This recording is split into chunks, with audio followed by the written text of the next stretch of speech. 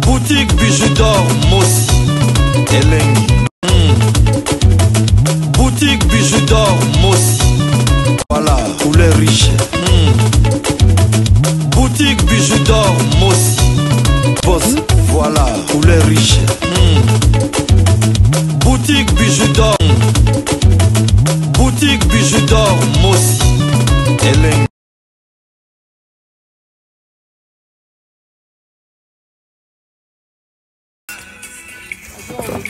Babi troisième tour ya ngolo. Je veux dire troisième tour ya ngolo. Malala te.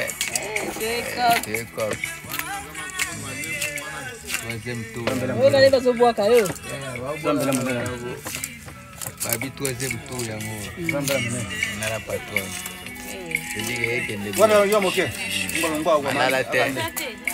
Alobi balamba balia oyate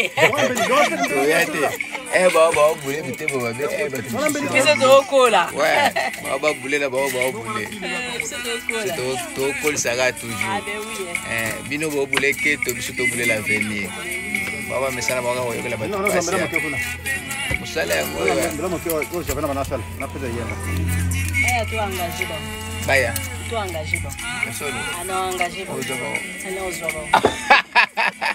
Bonsoir la famille. Maman Bijou naye kaka ko présenter bino salon na biso ya sika na appartement oyo tobengaka appartement numéro 1 bandeko oyo bosi bokende kuna bovanda kuna.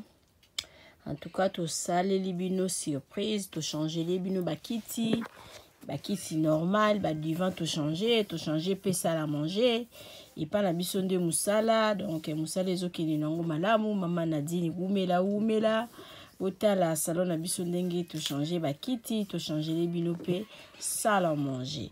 Ndako bozomona ezali chambre salon cuisine et komaka pe 2 chambres salon cuisine.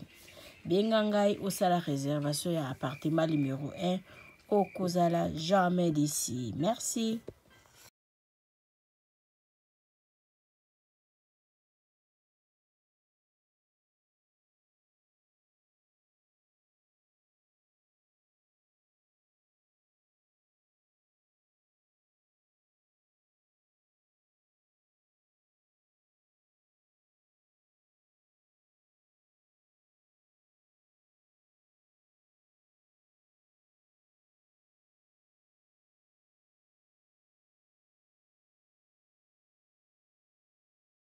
Bauta bapoto dilo kitoko ezawa awa tozana yonso tosepelaka na matonge kotala mama Bijou tosepelaka mama Bijou ata na baide ya malamu tosala makambo ya kitoko bato minene bazoya bapaya banini nyonso tu eza nango biso bakunda bazalaka te toza kimia wakande bozomona eza pa mwa ya poto tika dedika mama Bijou toyambaka bato minene ya jete epuis mama Bijou atiki biso te atie esu boutique atie boutique nyonso komuka ezali ezala parfum ezala dedora ezala masanga nyonso ezali chez mama Bijou. Chez mama Bijou soko oyo okolala kitoko eza te climatisé courant wow nyonso ezali chez mama Bijou. Otaka bato bauta bipai na bipai bayomse pa mama Bijou. Pa mama Bijou kitoko wapi pa mama Bijou mwa ezali. Mama Bijou bayo. Sika eye na kati ya matonge. Auberge na biso ezali wana pona ba séjour na bino. Botala ndenge mama Bijou abongiseli bino place ya kitoko ya kolia. Place na biso ya détente toza na malewa oyo tolambaka kitoko na kati mama Nadine azozela bino. Botala tokoti na appartement numéro 5 oyo mama Bijou alobaka chambre ya pamba. Chambre ya pamba na biso toza na douche, debout ya propre, toza na lit à 2 personnes, toza na climatiseur, tokoti na appartement numéro 3 oyo pe lisusu ezali kaka chambre ya pamba. Na kati ya appartement numéro 3 eza na TV, eza na frigo, eza climatisé, eza vraiment propre makasi botala toilette nango. Appartement numéro 5 oyo tokotaki liboso bomoni sikoyo tokoti na kati ya salon oyo tobenga yango appartement numéro 6.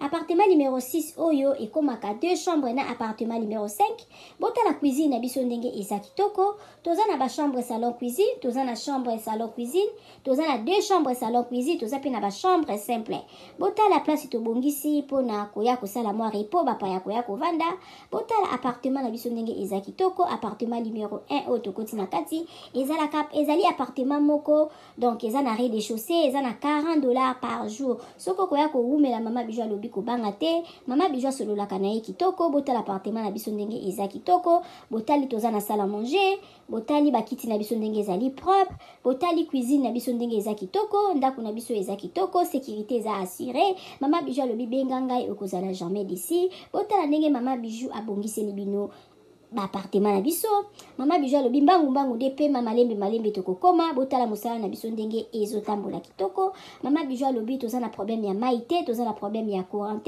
toza na départ unique toza na groupe appartement na yo ba appartement na biso tobandi à partir ya $15 seulement aux 8 chambres na yo ya kolala ya bien soki pe okoya kowumela koleka ba 3 mois chambre wana ya $15 tozorango kaka na $10 balobi ya boye bozwi wapi soki kaka epa na biso na matonge na Irebu A37 te mama Bijou alobi solution eza epa na biso aboye nanu ezala te tosaleli bino boutique na kati ya auberge mama Bijou alobi asali boutique na ye na kati ya auberge okoki kozala na posa ya komela vin okozwa vin na kati obosalaki mwa dodora na yo na poto okomona dodora na yo na kati ya auberge na biso mama Bijou alobi obosanaki kado kobanga na yo te mama Bijou azweli bino solution na kati ya auberge na biso oyo eza na matonge na Irebu A37 botala ba ombia botala ba savon ya ombia ya mbuma ya ombia ya mai botala mama Bijou atie ba maquillage na tie ba anti-age mama Bijou alobi kobongisa loposo eza place mosusu te kaka na matonge na Irebu